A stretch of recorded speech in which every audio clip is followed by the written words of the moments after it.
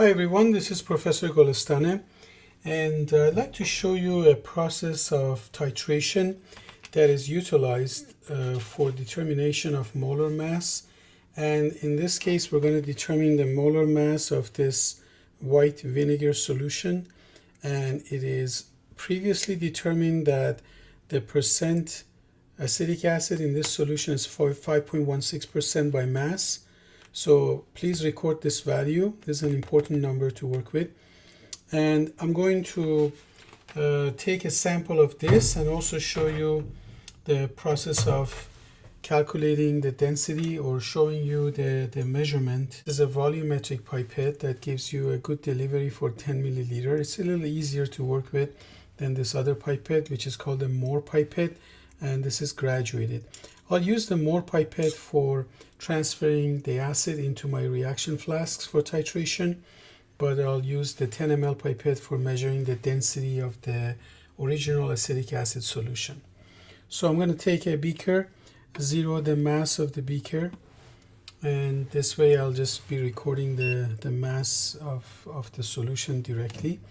And I'm going to transfer 10 milliliter of this into the beaker.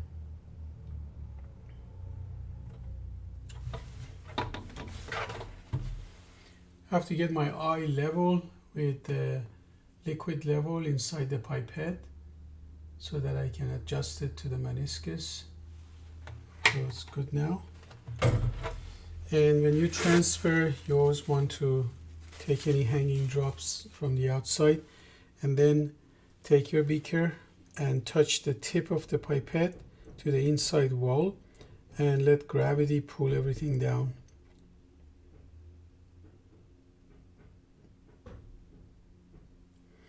So please record this mass in your lab notebook. So for 10 milliliters, it's actually 10.00 because of the precision of the pipette. My mass is 10.095. So density is mass over volume. So go ahead and calculate your density for this solution. Now, I also want to take you through the titration process. So I have 3 reaction flasks here, and one of them is larger because I didn't have the same size flasks, and I don't need a large size, but it works.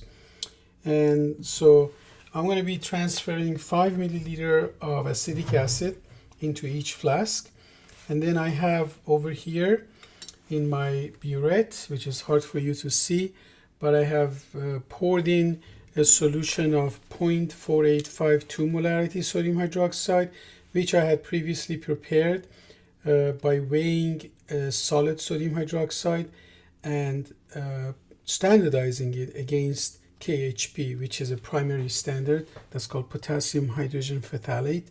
So my concentration of sodium hydroxide has been previously determined to 4 sig fig, 0.4852.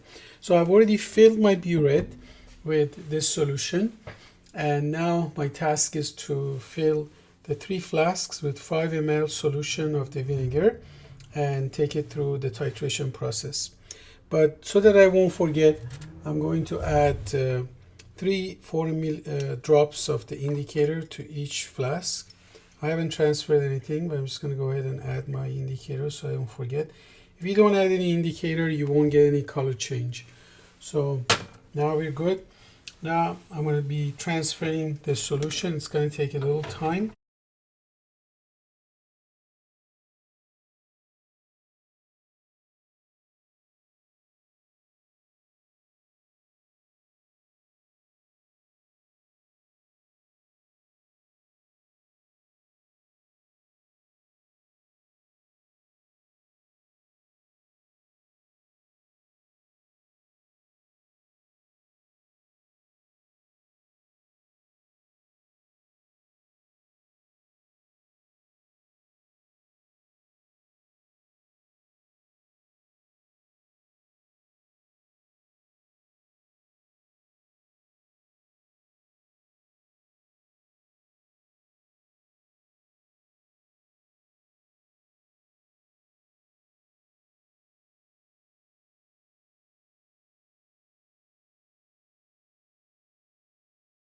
So I transferred 3 portions of the 5 into this, each one of these flasks. Now I'm going to start my titration.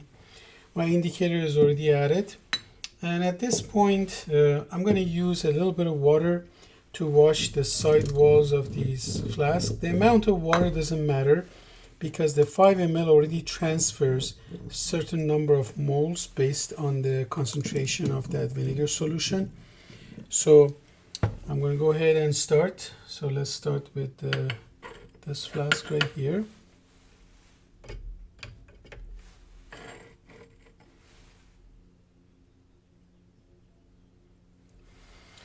You can probably see where the drop hits the solution. There's a pink color, and that's because there's excess space there.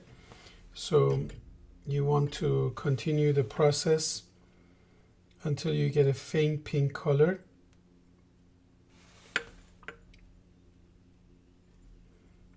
We'll go a little faster. See the pink. I want to make sure I don't pass the end point.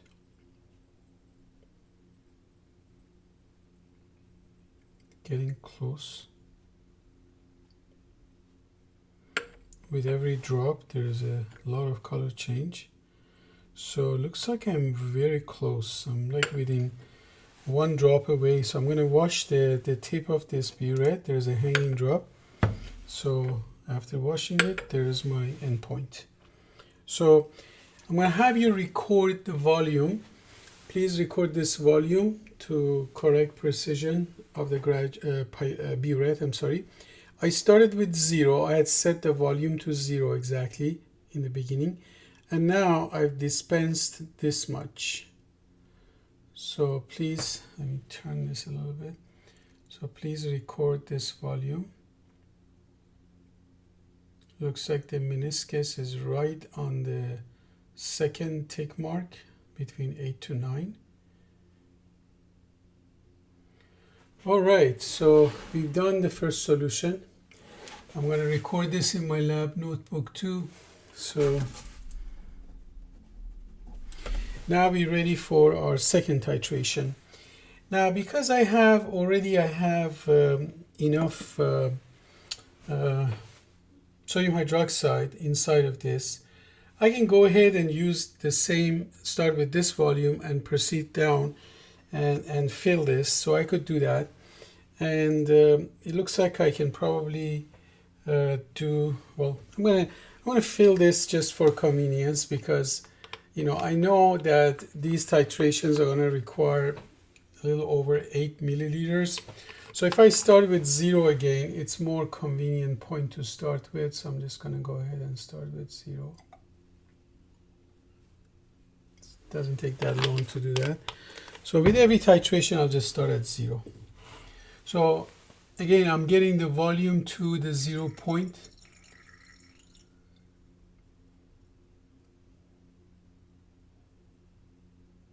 There it is. It's right on 0. And now starting our second titration. So I can go ahead and pour in 8 milliliters pretty quickly, because it's going to take a little over 8 milliliters. All these titrations are starting with the same volume of vinegar. Okay, there it is. So you see how pink it is, but the color should go away if you mix it. There it is. So I'm getting very close.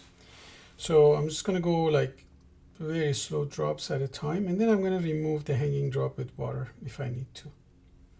So there is 1 drop, 2,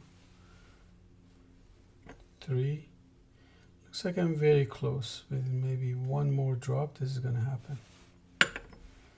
Okay, there it is. So now there's a hanging drop here, so I'm going to wash that hanging drop into the flask, and this may be the end point. Nope, we need like another drop, so I'm going to go 1 more drop, and there it is. You may not see that, but I can see a faint pink color.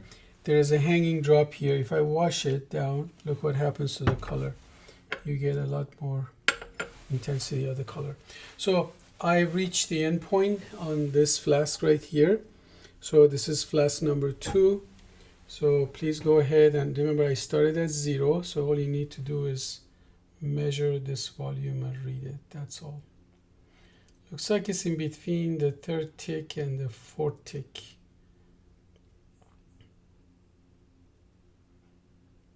Okay.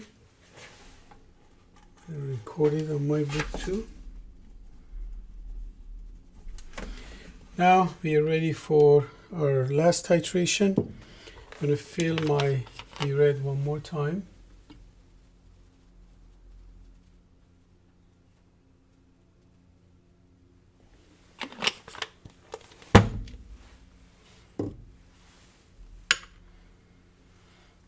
Setting it to 0. There it is. Now the last one. So I have to raise the burette. Looks like it used to be up here. So same process. I'm going to drain this to 8 milliliters.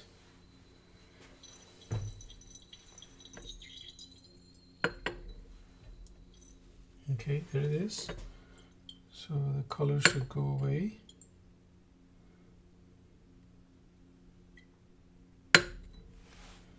Okay.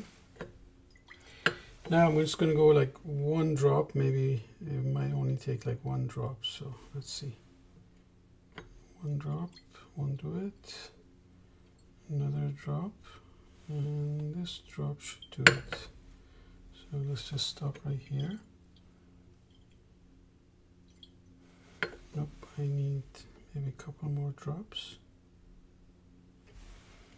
There's 1. Another drop. Another 1. Now the next one will be it. So there it is. So, well, maybe not. But again, I'm super close. So I'm going to go ahead and just wash off the hanging drop in here and see if it does it. So you can see that there it is. So I was right on actually. The hanging drop is already included in my volume. So let's have you record the last volume. Again, I started from 0. Looks like it's right on the 3rd tick. All right, so now with this information that you have for these 3 titrations, you should be able to calculate the molar mass of acetic acid,